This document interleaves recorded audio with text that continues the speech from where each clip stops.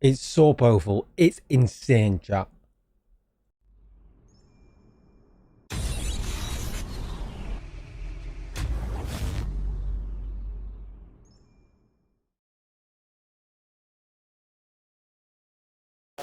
What's up, agents, and welcome back to another Division build video. We're out in the playground, we're at Lincoln Memorial, and we got 4 directives on. I'm going to try out this build today.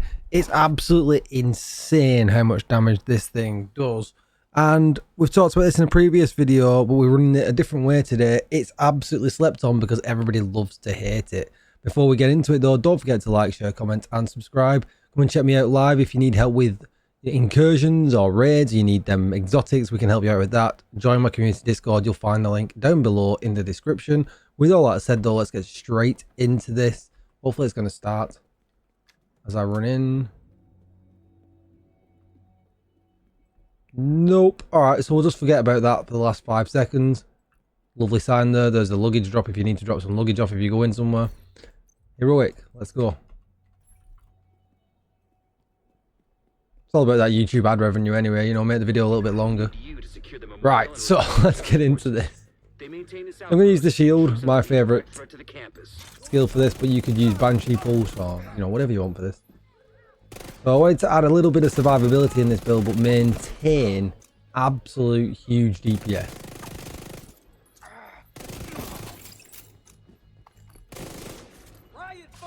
I didn't want to use strikers because everyone keeps saying to me stop using strikers to kill. It's boring now. Everyone's fed up with stacking mechanics. Agent, you'll need to find a way to open that gate. So first thing you need to notice is the backpack I'm wearing. That adds 50% extra DPS. The cat ears are all about that damage.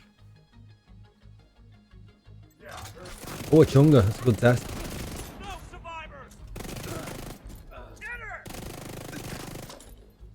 Alright, come on. Stay for a good time. Any more? For any more? Where are you coming? How did he die? Whoa, language, you get me demonetized. All going wrong this morning. I mean, this is absolutely insane. They can't even get out the door. Oh, that's rude.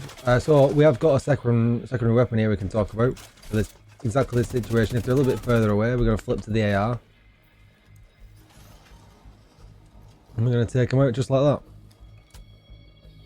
If you've not got the Ouroboros, you probably noticed that I'm using that right now. A Chatterbox, a Lady Death, a Dark Winter especially, one of my favourites.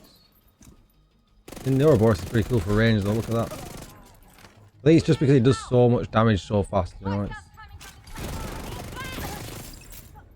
the thing's insane. Ow. That's really, really rude of you. Now I've got no shield.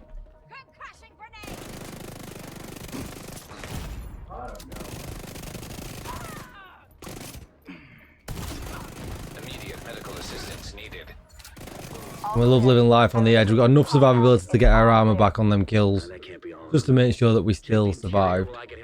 So, if you wanted to go absolute maximum deeps, and benefit your party and stuff, and all them good things as well, what you would probably do if you're going to run this in a party would be to run Firewall. The reason would be, is what we all should know by now, is different specializations in a party are super useful. So for instance here, allies deal 10% damage to enemies that are within 10 meters of you. So you're going to run up close and personal with this all of the time, so you're going to give them a good buff. But you do have also the benefit of the Striker Shield, which is going to give you a little bit of extra damage if you're up close and personal as well. But you've literally got 0 survivability if you run Firewall. So I wouldn't really run this if you're in a group. Obviously making sure that you've got SMG damage selected. Otherwise, if you're solo YOLO, I would definitely go with Gunner. The reason I would say go with Gunner is because you get a rate of fire increase, which is really nice. You have the option of the Banshee Pulse, which is great for run and gun. You get this 10% armor on kill, and it's just enough to keep you going because of the sheer amount of DPS. If it doesn't keep you going, you've got your Reviver Hive. There's no worries there. Heroic missions with 4 directives are not that hard anymore, considering how powerful that we are. Just make sure that you've got SMG damage selected there as well. Alright, so let's take a look at the weapons. Alright, so guns. You can use the Ouroboros, obviously. If you need help getting this, come and check me out when I'm live for sure. We can give you a lift. Definitely roll damage to target out of cover. It's just the most useful stat on that bottom set of attributes. And the thing's just absolutely insane, especially if you're like me and you're able to level it all the way up to level 24. It just makes it even crazier than what it actually is. Another recommended gun though I definitely would go with would be the Lady Death or the Dark Winter, if you want to use that as well. Two of my favourite SMGs in the game.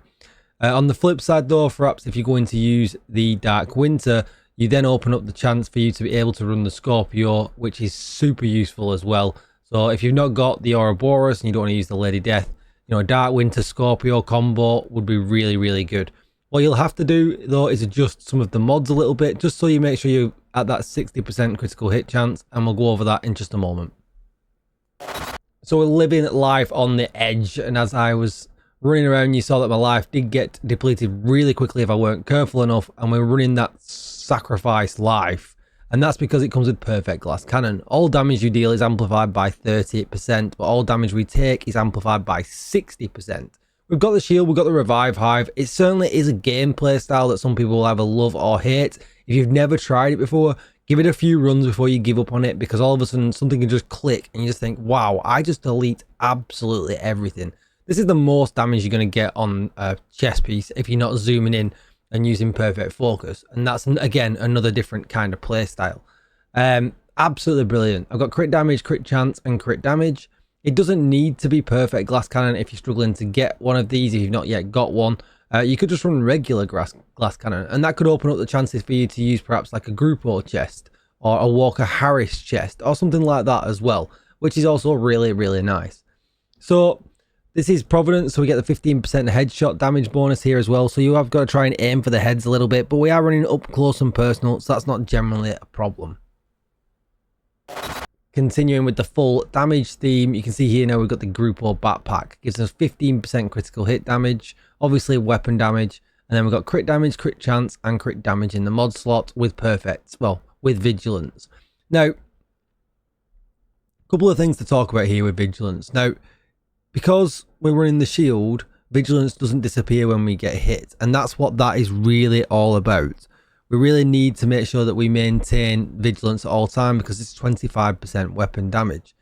As far as other talents go, I mean, you could throw something in there like Bloodsucker if you wanted to go add some survivability at this point, and you didn't feel like what you had was enough. But other talents really don't kind of lean in too well with what it is that we're trying to do. You could run Unstoppable Force, especially if you're running solo, so that's another option for you as well. You could run Concussion if you're going to continue with the headshots all the time. That's another option there as well, and that's kind of really all you've got to play with. I would definitely not really run with Unstoppable Force if you are going to be, you know, in a team, because if you don't get the kills, you don't get your weapon damage. So that definitely has a thought process on that. But you could run Companion, however, if you wanted to do that, and you could run a Defender drone, and that would really, or a Healer Seeker Mine Ball or something like that, and that would help you out there as well if you didn't want to run Vigilance. I would just run Vigilance though for this. The build's all around maximum damage, it's not around survivability or anything else, so it just fits. And then next up is Hunter's Fury, easily one of the best sets in the game. It's just so good. It provides so much versatility, it provides so much damage, it provides so much crowd control. It's an absolute dream of a set, and it's a shame that really only shotguns and SMGs have this kind of set. I know we have strikers with assault rifle that gives like RPMs and stuff and more damage, but the crowd control function of this set is absolutely wonderful. So we get 2-piece bonus, gives us shotgun and SMG damage at 15%. We got 3-piece bonus at armor on kill and health on kill. And then we've got the Apex Predator, which gives you so much damage. Enemies within 15 meters receive a debuff, you can see it above their heads, amplifying damage against them by 20%, which is crazy. That's 50% amplified damage right off the rip with this build before any of the other buffs are kicking in. Killing a debuffed enemy with this weapon disorientates other enemies within 5 meters and then amplifies the weapon damage by 5% for 10 seconds, and that'll stack up to a further 5 times. This set is just great. It's just one of the best sets in the game, and you know, it really shouldn't be slept on as much as I feel like it is because of strikers. So then we've got weapon damage, crit chance and crit damage on the mask. On the gloves, we've got weapon damage, critical hit damage. On the knees, weapon damage, critical hit damage. And on the holster, weapon damage, critical hit damage. You can see here with the stats, we're at a lovely 59% crit chance, which is absolutely perfect because 60 is the cap. And we're at a huge 166% critical hit damage. And that's why I'm saying there's so much damage built into this build. If you wanted to throw Bloodsucker on the backpack, it's not going to be the end of the world.